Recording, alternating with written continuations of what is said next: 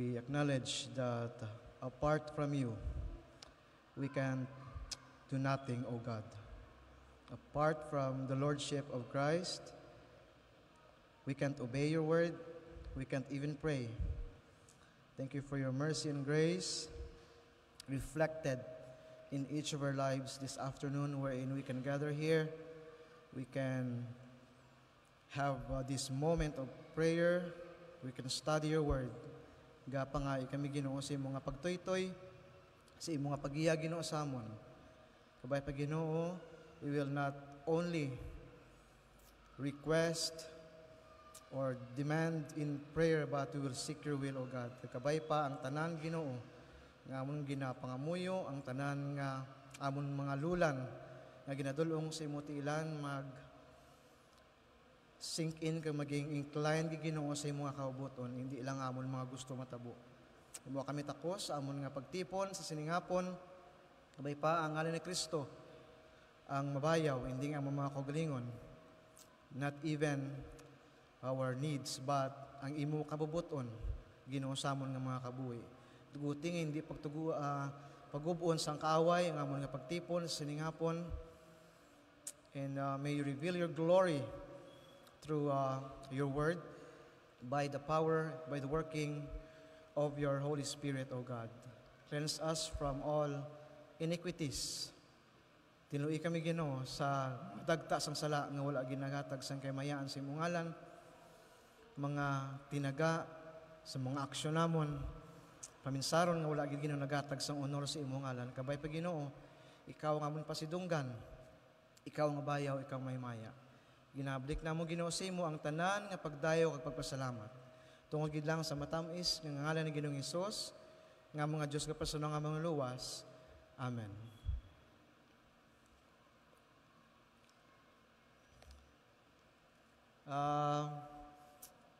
May nag-request nga kung pwede ka mo pa-forward. We can be intact as we will have this fellowship. Ang ara sa likod, maybe, that you can move forward per requested. And may I request you to open your Bibles, Exodus chapter 3. May I request you to please stand as we give reverence in reading God's Word. Exodus chapter 3.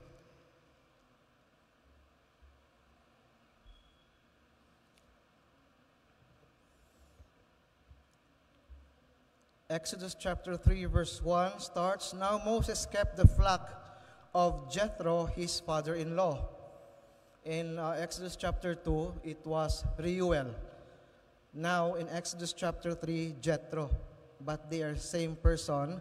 Moses' father-in-law, the priest of Midian, and he led the flock to the backside of the desert and came to the mountain of God, even to Horeb. And the angel of the Lord appeared unto him in a flame of fire out of the midst of a bush. And he looked, and behold, the bush burned with fire, and the bush was not consumed. And Moses said, I will now turn aside and see this great sight, why the bush is not burnt. And when the Lord saw that he turned aside to see, God called unto him out of the midst of the bush and said, Moses, Moses. And he said, Here I am. Verse 5, and he said, Draw not nigh hither, put off thy shoes from off thy feet, for the place whereon thou standest is a holy ground. Moreover he said, I am the God of thy father, the God of Abraham, the God of Isaac, and the God of Jacob. And Moses hid his face, for he was afraid to look upon God. And the Lord said, I have surely seen the affliction of my people which are in Egypt, and have heard their cry by reason of their taskmasters, for I know their sorrows. And I came down to deliver them out of the hand of the Egyptians, and to bring them up out of that land unto a good land and a large, unto a land flowing with milk and honey, unto the place of the Canaanites and the Hittites and the Amorites and the Perizzites and the Hivites and the Jebusites. Now therefore, behold, the cry of thy children of Israel is come unto me, and I have also seen the oppression wherewith the Egyptians oppressed them. Come now therefore, and I will send thee unto Pharaoh, that thou mayest bring forth my people, the children of Israel, out of Egypt. And Moses said unto God, Who am I, that I should go unto Pharaoh, and that I should bring forth the children of Israel out of Egypt? And God said, Certainly I will be with thee, and this shall be a token unto thee, that I have sent thee. When thou hast brought forth the people out of Egypt, ye shall serve God upon this mountain. Verse 13, And Moses said unto God, Behold, when I come unto the children of Israel, and shall say unto them, The God of your fathers has sent me unto you, and they shall say to me, What is his name? What shall I say unto them? And God said unto Moses, I am that I am. And Moses said, Thus shalt thou say unto the children of Israel, I am hath sent me unto you. And God said moreover unto Moses, Thus shalt thou say unto the children of Israel, The Lord God of your fathers, the God of Abraham, the God of Isaac, and the God of Jacob hath sent me unto you. This is my name forever, and this is my memorial unto all generations. Go and gather the elders of Israel together, and say unto them, The Lord God of your fathers, the God of Abraham, of Isaac, and Jacob, appeared unto me, saying, I have surely visited you, and that which is done to you in Egypt. And I have said, I will bring you up out of the affliction of Egypt unto the land of Canaanites, and the Hittites, and the Amorites, and the Perizzites, and the Hivites, and the Jebusites, unto a land flowing with milk and honey.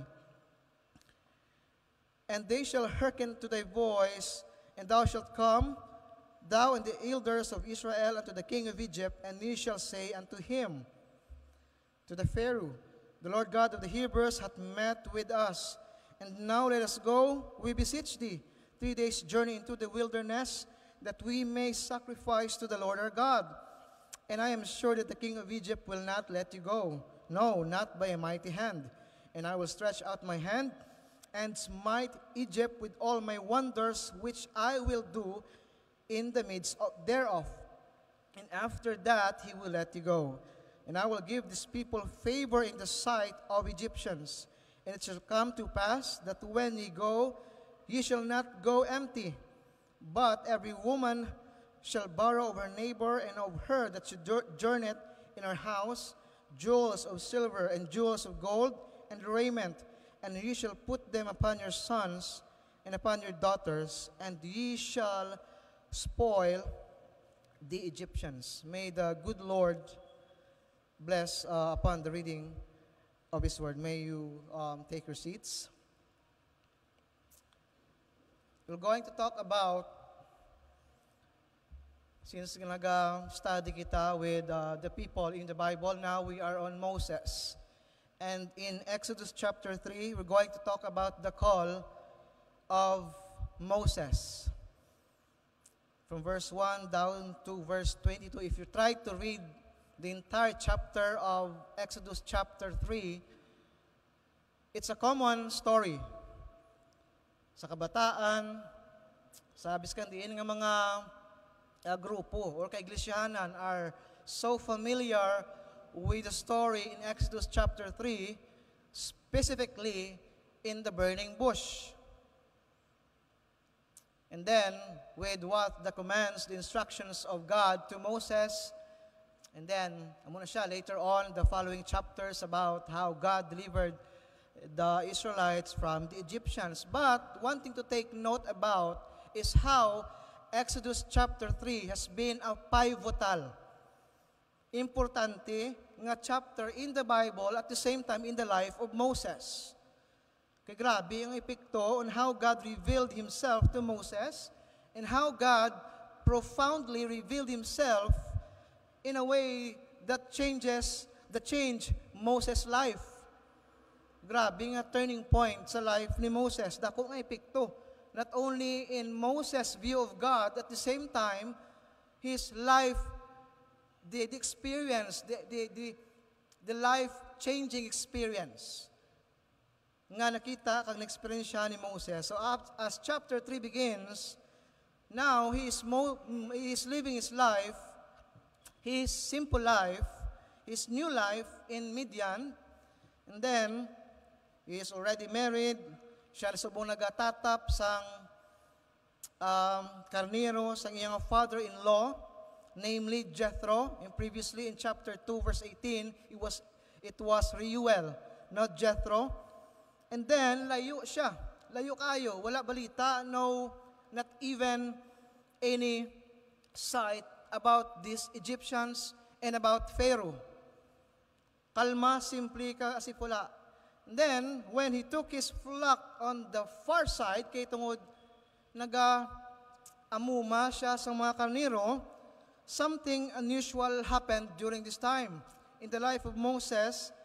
And again, as I said, a very common story about the burning bush. The burning bush. We'll try to break down the chapter and try to see the points that we can get about the call of Moses. In verse 1 to 6, we can see there God's divine revelation. That divine revelation, divine meaning it's not coming out from the plan of man. It's God's divine revelation, ang pagpahayag sang Diyos through Moses. So verse 1 to 3 talks about this burning bush. The burning bush. So during the time he was tending Jethro's sheep, his father-in-law's sheep, in the desert, and then come across, nakita niya it was a strange sight that there was a bush that is burning, however, the bush is not consumed. Ano sa 1 to 3? Grabe, no? Try to imagine. For Moses, it was a strange sight. Imagine, nagapahalab ka, and then during the time, the bush, maybe during the time, in his time, it was normal. May mga bush, may mga thickets, thickets. Ang gadamo lang bush, amo na sa kakaon sa bush. It was very normal during the time, but one thing is unusual that happened, nagkalayo ang bush. For Moses, it was a strange sight. It's because the fire on the bush was self-propagating. Wala may nagsindi. The fire was self-propagating. The fire was in the bush, and take note, it was clear in the Bible in chapter 3 that the bush is not consumed. And try to take note, the bush itself was not the fuel kung nga nagdadaba-daba ang kalayo. Kaya nga, layo ang existence ng kalayo sa bush. Pero ara siya sa bush.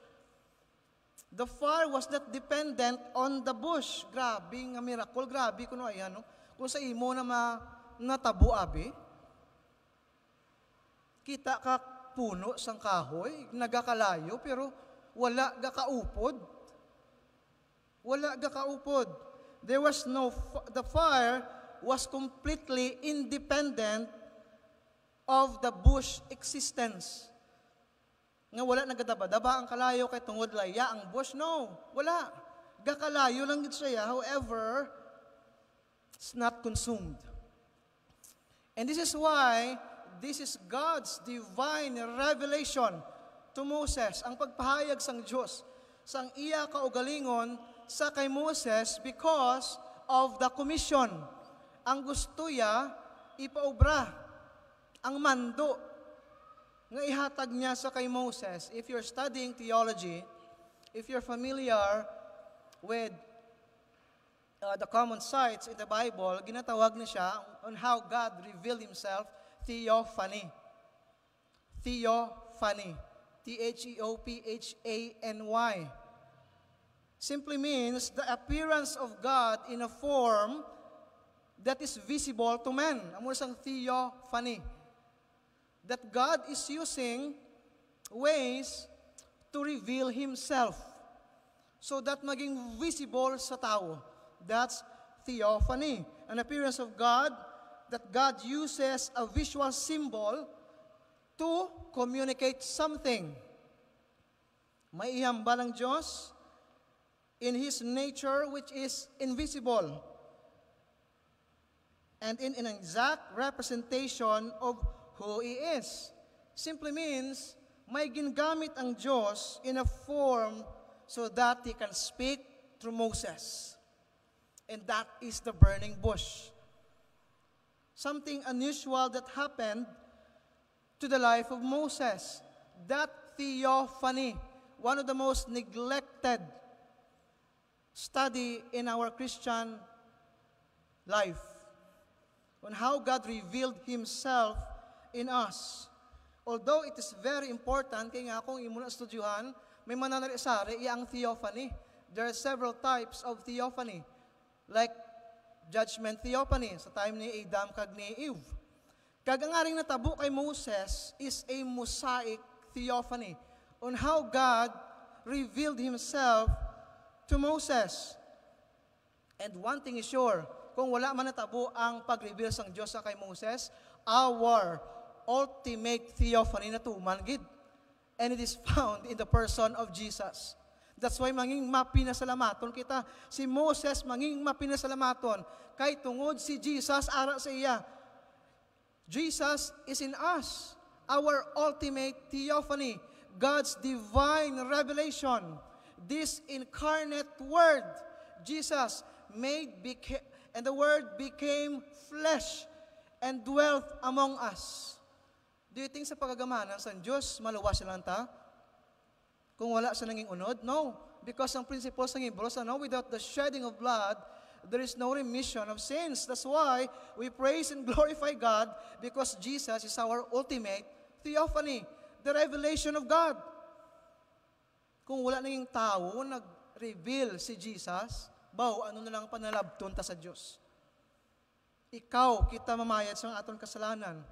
So despite of this experience, biskan wala yung natabo sa kay Moses, but God still and will and have fulfilled our ultimate theophany. But in Moses, during his time in the wilderness, it was duka laka lang gid, but wala nagsala ang Diyos. It was a setting wherein God will speak to Moses.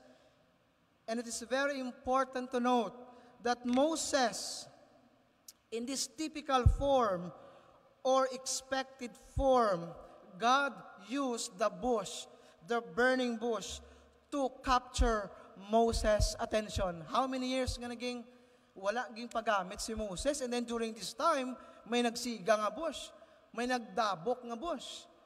And God captured Moses' attention, and this shows us that God also can speak to us in an unusual way. Ako man sa aton, kung kaisa, hindi man niya subong, di ka nakakita, subong niya sa imo balay, nagapanilhig kada sa imo nga obsaran, kulpi na nagsigang inyo puno sa saging, wala na nagamon ang Diyos subong niya. But what I mean is, God can speak to us, can caught our attention in an unusual ways. Kaya may gusto ipobra, may gusto ihambal ang Diyos sa aton. In most unexpected places and in even ways in our lives, God can speak in most expected places. Same with Moses, to capture his attention, because Exodus chapter 3 is his call. Ang pagtawag niya sa kay Moses, look at verse 4. And when the Lord saw that he turned aside to see, God called unto him out of the midst of the bush and said to Moses, Moses, Moses. Sabat sa, ari ako. We can see here the way God calls Moses by name. Kilala siya sang Diyos. As Moses approaches the bush, God calls his name. Gintawag ang iyang pangalan. You know what? The application that we can get from this single verse alone is God knows Moses by name. It's a personal moment between Moses and God. Grabe na iya, nga pribiliyo sa kay Moses, labi na gid sa aton. Our relationship with God is very personal. Nga kung kaisa, maisugid, maihambal ang Diyos sa aton with the help of His Holy Spirit, convicting us nga, hoy, sala ang imo ginahimo, pasalamatan na naton sa Ginoo. Kaya nga akong tutuod ka nga niluwas, God will speak to you. Hikutai, mapanghikot, ginayang balaan ng Espiritu sang Diyos sa imo nga, no, that's a sin. That same with Moses, it was a personal moment because specifically God mentioned his name. Moses, Moses. So it was not impersonal or general. Because God called his name, it was specific. It speaks of God's intimate relationship with Moses. Isa ka bagay nga pasalamatan naton with the story at the same time with our lives is kilala ikaw sang Diyos. God knows us. Nakabalo ang Diyos sa aton. Amuna ka nami sang ginimo ni Jesus. Amuna ka nami, you've been given a privilege to be known by this God. Grabe na yan. That's why wala na kaintindi ang malaot, ang mga nilaw, ang di luwas. Kaya nila, we're just dependent on our denomination, called as Christians, called as Baptists, pero ang imo personal nga moment, personal encounter sa kay Jesus is very rare. Nga ikaw maka-testify how precious it is. Nga even si Peter naka-testify the preciousness of Jesus. Amuna sa aton. So this was very personal because God called his name. Look at verse 5 and 6, and he said, "Draw not nigh hither, ubahang imo sandalyas, for the place where you standest is holy ground." Verse 5 and 6 speaks of God's holiness revealed. His divine revelation to Moses. At the same time, he maintained that his name, his glory will be sanctified, will be pured. Kaya naging paubay niya ang sandalyas ni Moses.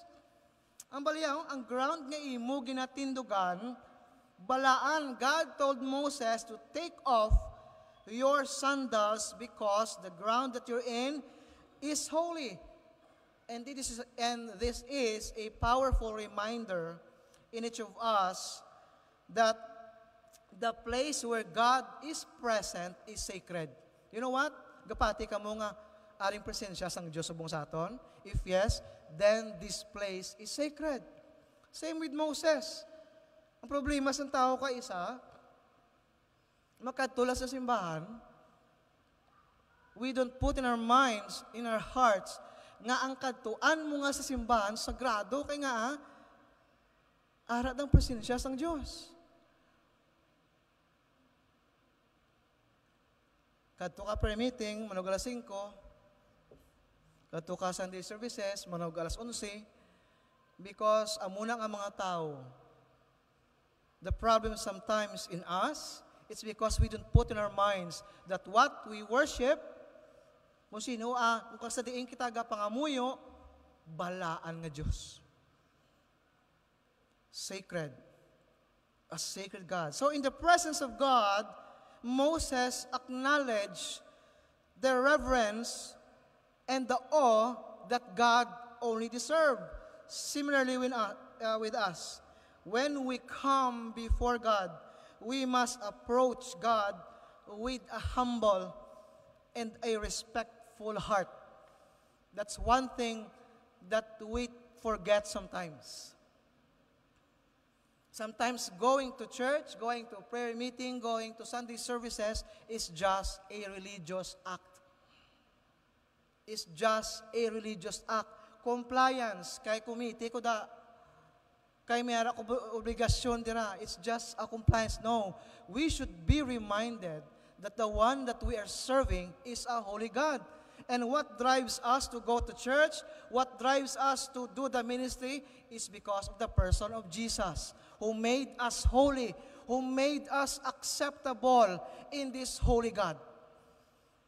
That's one thing to be reminded of how God's holiness revealed to Moses. Look at verse 7 down to verse 10 on how God um, explain and expose His divine purpose. And the Lord said, Ara, nakita ko ang kasakit sang mga katauhan sa Egypto. Ara, as of verse 7 down to 10, we can see there the divine purpose.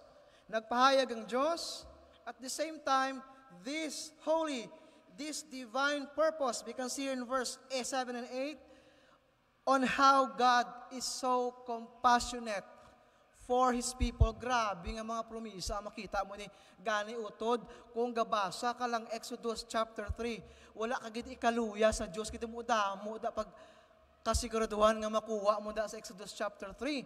Ara, verse 7 and 8, God reveals to Moses nga nakita yang mga katauhan is suffering. These Israelites, they are suffering in the hands of Pharaoh, in the Egypt. God knows their pain and their cries. Nakita na sang Diyos. And God showed compassion. Kaya nung ambalda, nakita ko.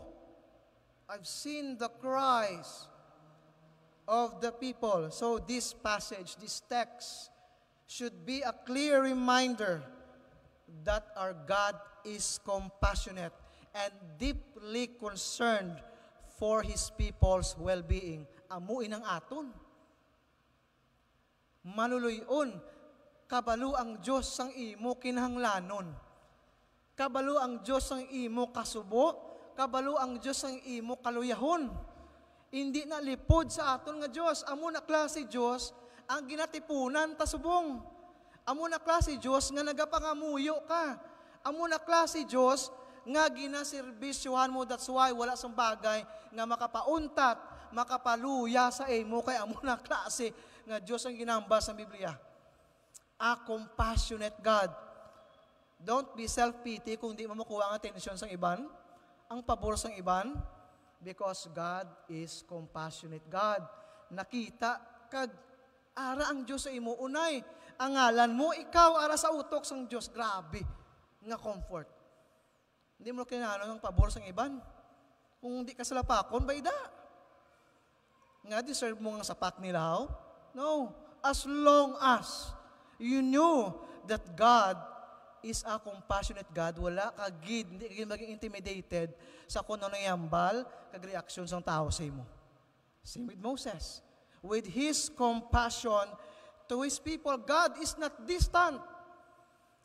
Immediately, automatically, you can call God, your God, as your Father because He is not distant. God is not unaware of the struggles that we face. He is not unaware, kabalo ang Diyos. God sees, God hears, and God even feels with us in our pain. Because He is a compassionate God. Look at verse 9 and 10. Of what this plan that God has for Israel. Look at verse 9 and 10. Ara dira, kung paano nagresponder ang Diyos sa sininga mga Israel in their current situation. Because suffering is not simply to observe, but to act. Amo na isa ka prinsipyo nga ara sa Diyos. It's not just, He didn't just say that I am a compassionate God, but one way of God showing His compassion is by action.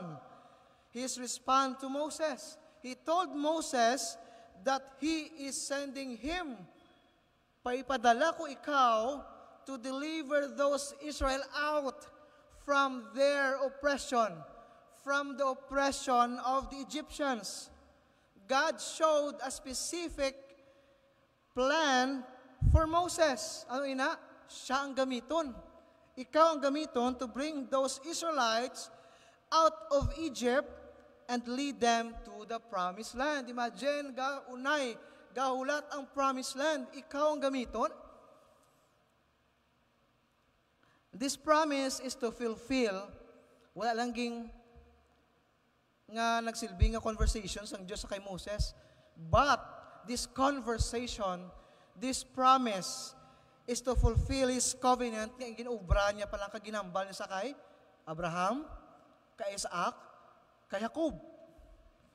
This was not just an ordinary conversation with Moses, but this is a fulfillment of what he has promised to those people. Naging storya before pa sa kay Moses. So we see that God's plan for Moses is not just individual success. It's not just for Moses alone, but about for the deliverance of the Israelites from the Egyptians. Deliverance of His people. That's why in verse 11 to 12, we can see there the divine call. Ang pagtawag, and Moses said unto God, nagsabat siya sa Ginoo. Sinugid ako. Who am I? Nga makadtugig ko tuya sa kay Paraon. That I should go unto Pharaoh, kag kuwaon ko ang mga Israeli noon. Grabe ang responder ni Moses. He was overwhelmed and he questioned God, who am I that I should go to Pharaoh? Now, kay tungod, he was an exile, layo siya, he is an silent, nabatsagan niya that he was inadequate for that task. Ngayon, hindi ko guro bagay sa sining mission. Hindi ko guro bagay sa sining pagtawag sa aton. Because now, in his situation, if you are on Moses' sandal, maybe he was humble already because of his past shortcomings, past failures, kag iban pa. So like Moses, amuni kita akong kaisa. It feels that we often feel that we are unqualified or unworthy when God calls us into a task. You know what? If you're given a privilege to serve and to be involved in the ministry, among komor nga sa tao, wala ako tsimpo. Kag, hindi ko guro da pastor, kay hindi ko yaamo na ka-gifted, kangay sa iban. Hindi ko qualified, pastor. Hindi ko kabalusin na, pastor. Hindi ko kaamusin ni pastor. Wala ko sang amuin ni pastor. There's a lot of excuses.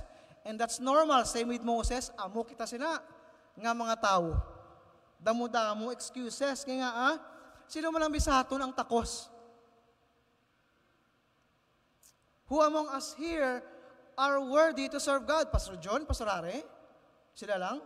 Sino may sa aton wala gid sang takos? Wala sang isa sa aton nga takos sa buluhaton sang Dios. But you know what? We are made worthy to do the ministries because kay sino? Kay Jesus. Kay Kristo. That's why, same with Moses, our problem sometimes is that we have excuses. Amo na kay Moses nga in chapter 3, kag in chapter 4, ara daw mga excuse niya. Damo-damo siya na yung mga excuses ni Moses. Tiara dano ang verse 11, I'm not adequate for the task. Lumpat sa verse 13, ang balyang, wala ko sang may nabalaan gid, I don't know enough. Amo na second excuse ni Moses. And additionally, kung maglumpat ka sa chapter 4, ang Moses, what if they don't believe me? What if hindi ko nila patihan? Kag hindi ko nila pagtumanon? And then, nagsugpon pagid siya, please Lord, hindi mo kumayo nga manughambal, I'm not an eloquent speaker. Namunda mo excuses si Moses. That's why ang bal niya pagid sa chapter 4. Send na lang iban? Please send someone else speaks that I am not willing. You know what? Amo man kita na kung kaisa. We're same with Moses. Di ano pag yun ang pwede nga excuse ni Moses? I am old, pwede. During the time, maybe he was 80 years old, 80 to 85 years old. Ano pag yun excuse niya? Maybe kaangay sa kay Jeremiah, I am still a youth.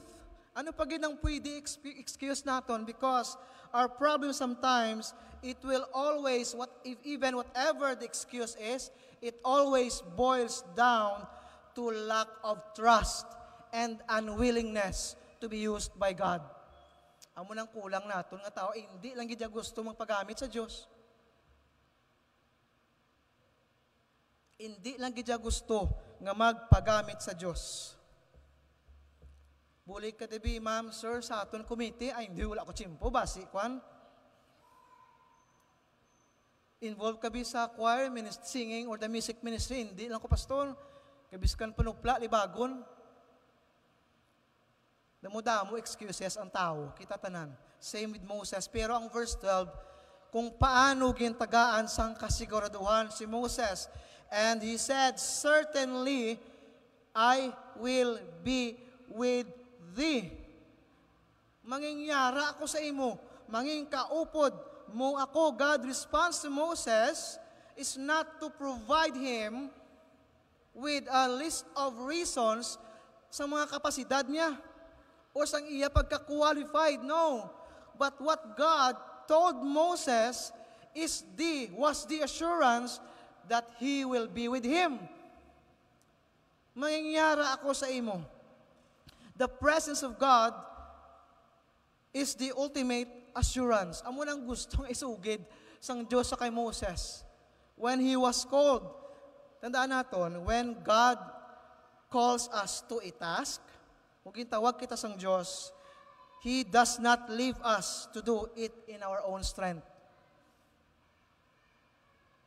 Kung gintawag kita sang Dios,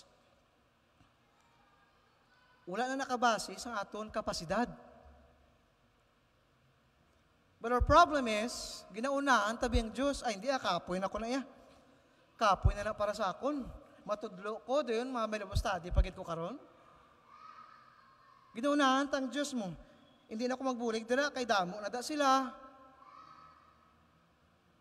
Hindi man ko effective sa amo ni nga bagay. Ay base, wala na ko igastosin ang ministry, hindi na lang ko da mag-ubra. Ang problema natin, ginaunahan ta ang Diyos. Same with Moses. You know what?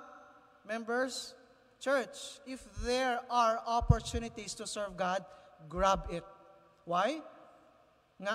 Because the success of God's work is not dependent on your capabilities. It's dependent on His power. Hindi sa aton. Ginaunahan nato ng Diyos nga wala mo ko sini, hindi mo ko pamatian nila sini. No. Just say yes as long as you have the opportunity to serve God. You know what? Kay kung ikaw gintawag sang Diyos para dira, hawanan na danay sang Diyos. Hawanan niya na danay tanan so that ikaw makalakat. So saan naging tugas ang Diyos si Adam kag si Eve? First day? No. You see to it sang Diyos that everything was already created. The Garden of Eden was already established before sila ging butang dira sang Diyos for their welfare. Para hapos na lang sa ila. Imagine kung second day sila gintuga, saan ka-create ang Diyos ano pa sila, gabulig sila guro. No. Try to ponder upon that. Kung gintawag ikaw sang Diyos, if there are opportunities to serve God, claim it, grab it. Kaya kung para na sa imo kagintawag ka dira sang Diyos, hawanan iya sang Diyos para sa imo. Himunan ikaw sang Diyos dira. Hindi po gunahay ang Diyos danay nga base, magutman ko sa siya mission field. Hindi pala danay po gunahay ang Diyos. That's why God assured Moses, the only requirement is, from us, be available. Kaya nga hindi mo na pare or sinod ang mayor ang imong alagaran, Diyos nga makaako. Ang Diyos. So fourth, in verse 13 to 15, we can see there God's name was revealed. Not only that God reassured Moses of His promises, of the one He spoke, of the promises He spoke to Abraham, to Isaac, to Jacob. At the same time, with the assurance of His name, and Moses said unto God, behold, In verse 14, and God said unto Moses, I am that I am. When Moses asked what he should tell the Israelites, sa namangkot siya, anong ihambal ko sa ila? Ano ang basa ng Diyos? Hambala sila, this, I am who I am. God revealed His name. Not only that I am with you, but God assured Moses that me, I am who I am. The name Yahweh. The name Yahweh is a significant name because it speaks of God's eternality. It speaks of God's self-sufficiency. It speaks of God's unchanging nature. Hindi o pagtumanon? Kung nakahibalo ikaw of who this God is, this Yahweh, this Jehovah, mga hindi kayan. Amo na gani, the problem is, we lack, nagakabos, kag wala lang kita sang paghibalo, kung kaisa, kung sinuni nga Diyos ang nagatawag, kag nagahatag sa aton sang oportunidad. Meaning, when God said, reassured Moses that I am who I am, storya si Moses, ginatagaan niya kang sang kasiguraduhan that Moses, I am who I am not defined by space. I am the all-sufficient God. I am not defined by circumstance because I am the Creator, the one who exists independent of everything else. Di makapirdi na sa imo ang inang mga tao? No, I am who I am.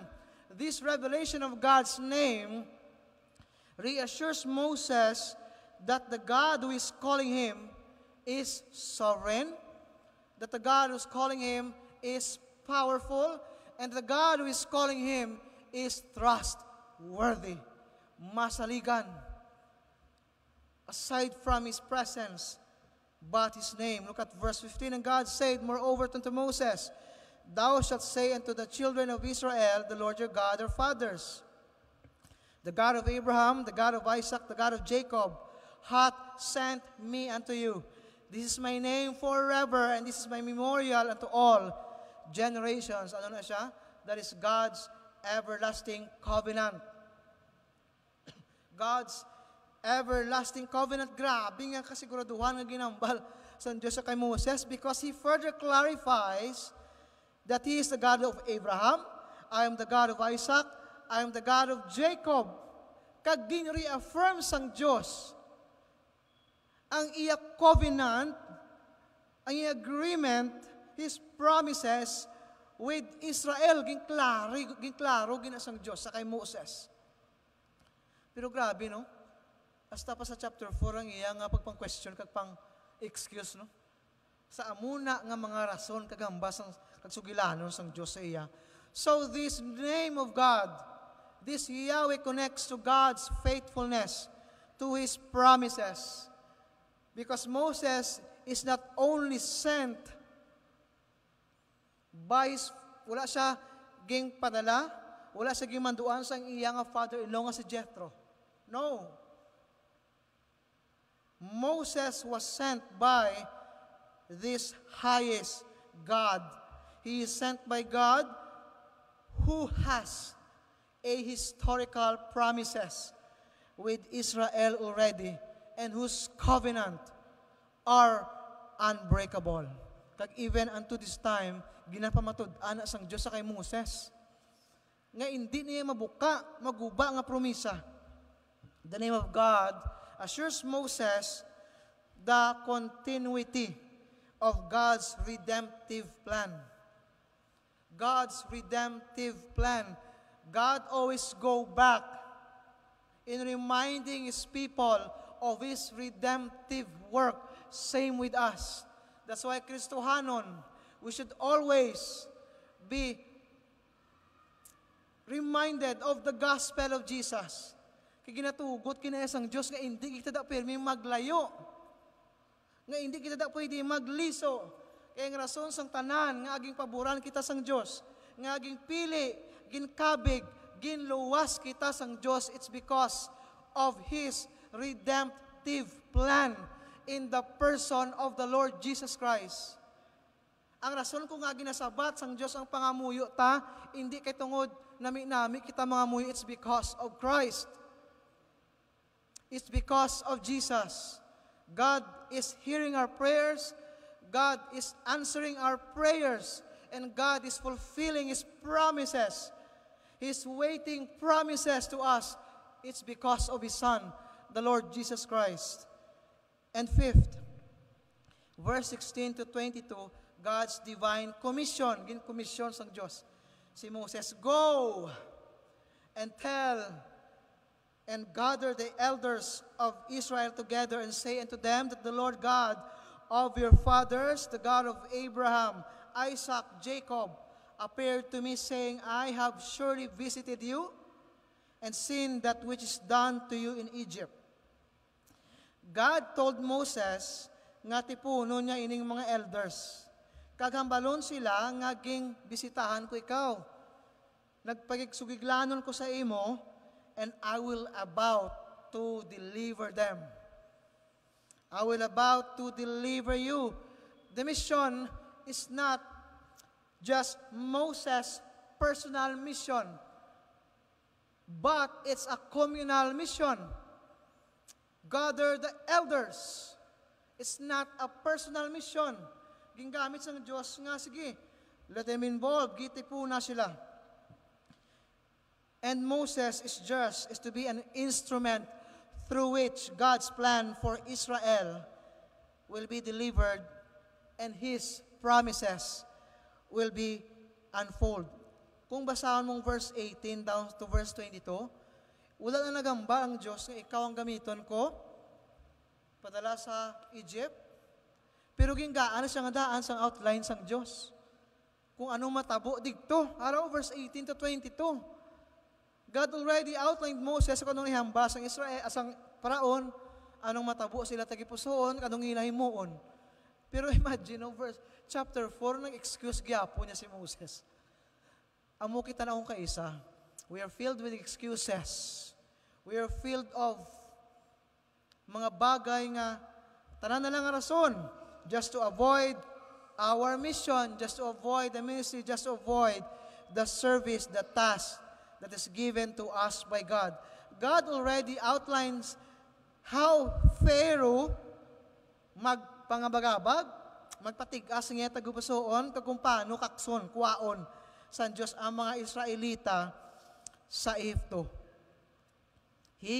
God already gave Moses a glimpse of what will happen. And even that land flowing with milk and honey, gintagaan na overview sang Diyos si Moses, that the promised land is waiting. But the problem is, Moses don't really respond totally to that call. Kag amo man kita na akong kaisa. Kabay pa, ngayon story, ang natabo kay Moses should serve as an example. Should serve as an example. Na kung may mga pagpangtawag ang Diyos sa aton, be available. Trust God's promises. Trust God's sovereignty. Trust God's strength. If you have been called by God in the involvement of sharing and giving out of tracts, be involved.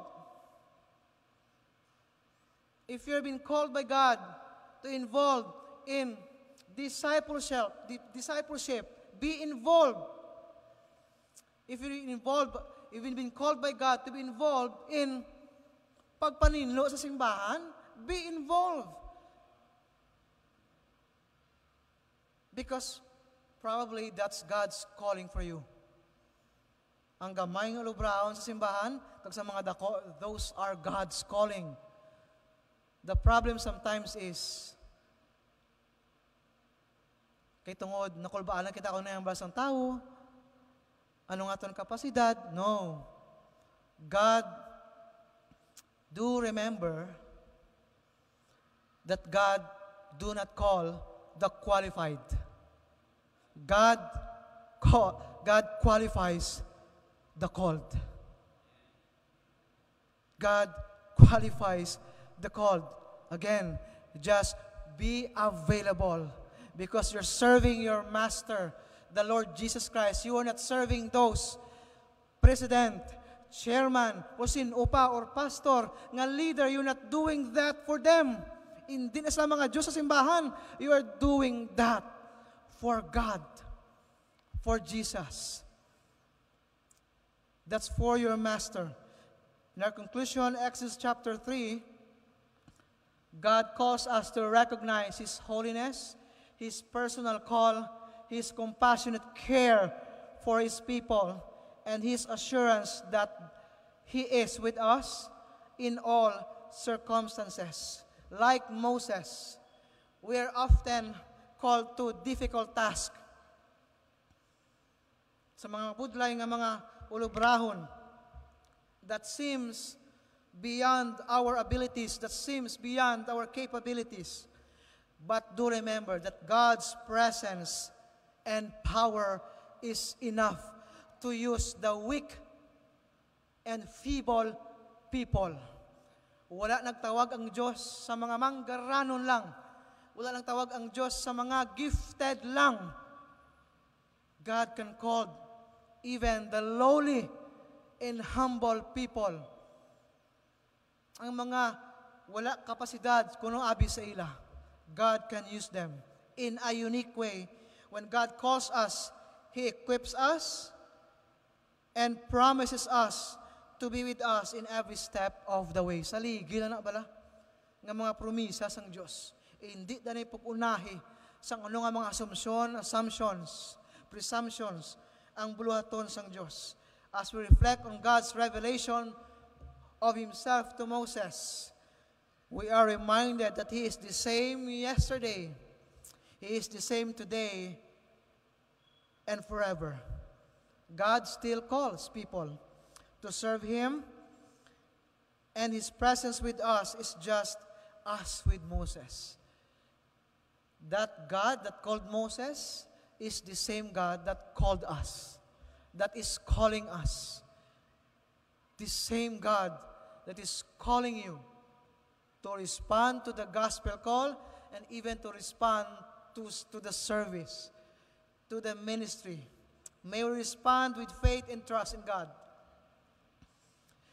who calls us by name and promises us that He will be with us in every aspect of our lives. Kabay pa mo ng aton responder as God will give us an opportunity to be part in a ministry. Lord, salamat kasi sa imong kaayo.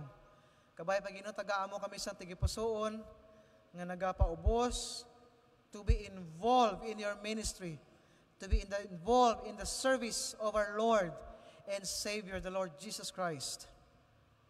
Not minding our capabilities, not minding our abilities, but minding your power as the source of everything. Kag sa pagkilala nga pwede mo kami Ginoo gamiton sa mga unique nga mga pamaagi.